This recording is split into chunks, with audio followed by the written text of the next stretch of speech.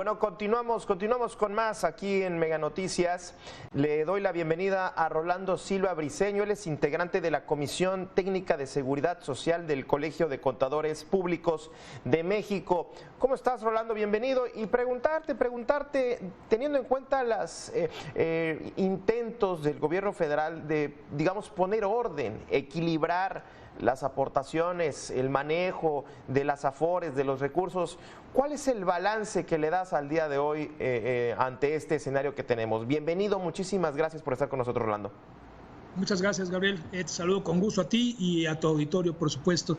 Mira, es difícil evaluar hoy si las modificaciones que se hicieron recientemente, que podrían calificarse como de alto calado, tienen o no un efecto. Vamos a ver o estamos viendo que será como la implementación de algunas de estas modificaciones. Parece que uno que se tiene que tocar sin duda es el tema de las comisiones. Hay un tope en las comisiones, no estas fluctuaban con mucho más facilidad. Ahora se establece un tope que tiene una referencia ahí medio extraña, no es el promedio del equivalente de lo que cobraría un promedio entre Estados Unidos, Chile y Colombia, y trae como consecuencia que las comisiones que veníamos pagando se disminuyan, se lleven a un porcentaje mucho menor. De la mano con esta modificación, lo que se ha estado haciendo es buscar alternativas justamente para que la utilidad que perciben las afores no decrezca de la misma manera, y se están implementando procesos como modificar la obligación que tienen de enviarnos, porque aún sigue siendo una obligación el enviarnos por correo, ¿no? Incluso impreso un estado de cuenta, para ser sustituido por un tema electrónico que creo que a todos nos favorece. Ha habido varias modificaciones a nivel interno a través de la CONSAR para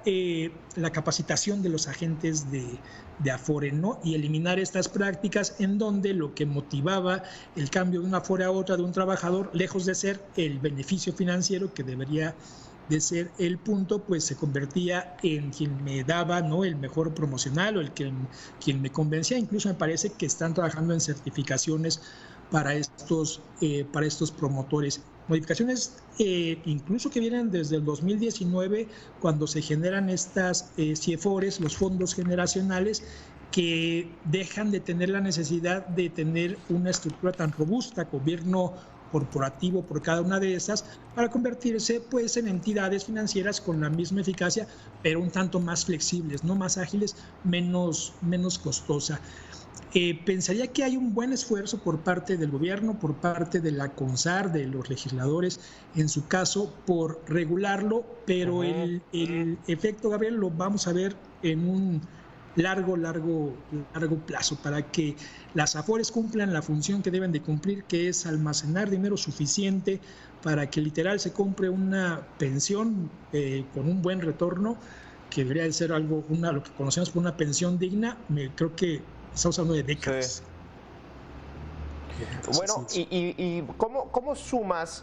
Hay que recordar que, bueno, en los momentos más intensos de la pandemia, el 2020, parte del 2021, se habló sobre la presión a los sistemas públicos de las pensiones, en este caso privado, sobre todo la pensión en el sistema de los ahorros, que mucha gente pues no dedicó ahorros, una gran cantidad de personas sacaron el dinero de sus ahorros. Ya digamos, superamos esta crisis, hablando del tema pandémico en las AFORES. No, definitivamente no. Incluso me parece que va en incremento. El tema que es un indicador, un indicador no agradable, pero son los retiros que se hacen por desempleo. Cuando tú tienes una Afore y después de cumplir con ciertos requisitos básicos, tienes derecho a tomar dinero de tu dinero, ¿no?, del que debías ocupar para comprar una pensión, para solucionar tu problema de desempleo. Y este pues, obviamente es un indicador de la situación, y ha ido en incremento las cifras históricas en los últimos periodos.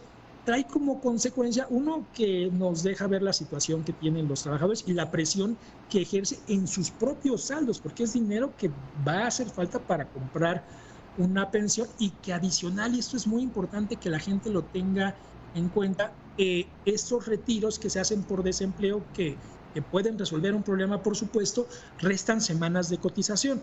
O sea, restan semanas de cotización, que es el segundo factor que compone una pensión. Ingresos más tiempo trabajado traducido en semanas de cotización. Cuando yo retiro por desempleo, pierdo dinero, porque además pues tiene que ver ahí con un tema financiero de si voy ganando o perdiendo, igual que en el póker, y también pierdo semanas de cotización. A pesar de que a esto se ha intentado darle difusión, los retiros se están convirtiendo en cosa de todos los días y cada vez son mayores, sí, por supuesto, muy, muy común, mucho más de lo que debería de ser. Y nos habla de gente que tiene más de 40 días sin un empleo y además que tiene la necesidad de retirar lo que literalmente sería el tercer elemento del patrimonio, ¿no? Después de una casa y de un auto.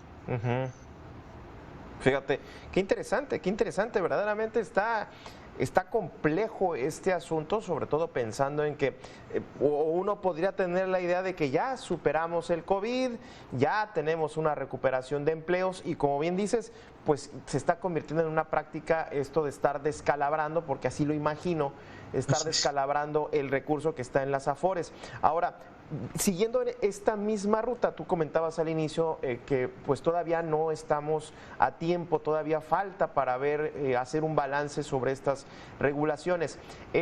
El mexicano ahorra, el mexicano le dedica ahorro pensando en que a las Afores las veo como algo que están ahí como en automático y uno mismo no está acostumbrado a ver, vamos a revisar y vamos a meterle dinero que esté moviéndose la Afore.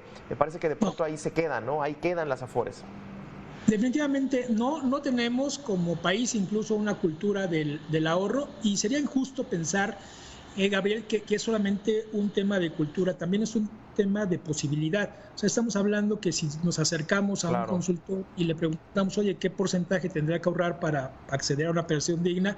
Cuando me hablan de un 15, 20%, prácticamente es imposible. No es imposible. La mayoría de los mexicanos no solamente viven al límite, sino que tienen gastos más allá de sus ingresos.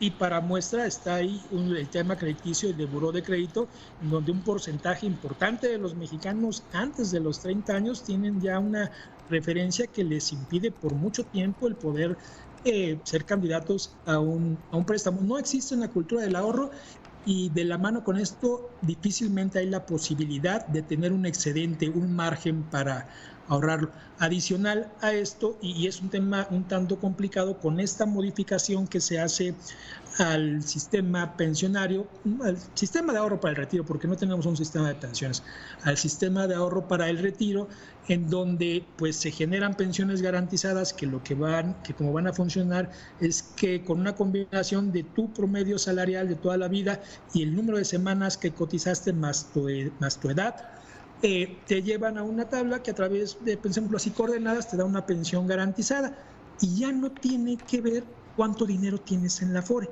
de forma que alguien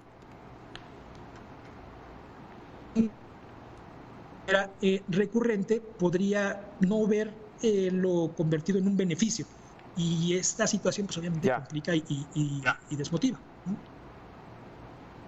Oye, déjame preguntarte esto de pues, los privilegiados que puedan estar pagando, digamos, endeudarse con algo, con un crédito para pagar algo, ¿no? Eso me parece que, pues, así vivimos en México.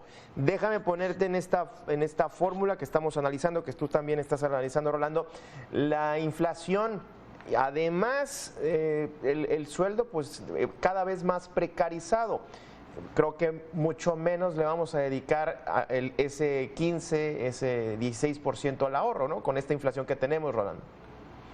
No, es muy complejo, hay una pérdida del poder adquisitivo ya sensible, sobre todo en las personas que menos ganan. Recordemos que parte importante de nuestra economía está en el sector informal, en donde pues justamente no está vinculado con un tema pensionario o de acceso a un fondo de ahorro. Hay una erosión en el poder adquisitivo y adicional a esto tenemos una regulación, pensemos un tanto laxa, en donde los créditos que se otorgan no son créditos sanos, no son créditos seguros y la forma más fácil de condenar a alguien a la pobreza es prestarle más dinero del que puede pagar.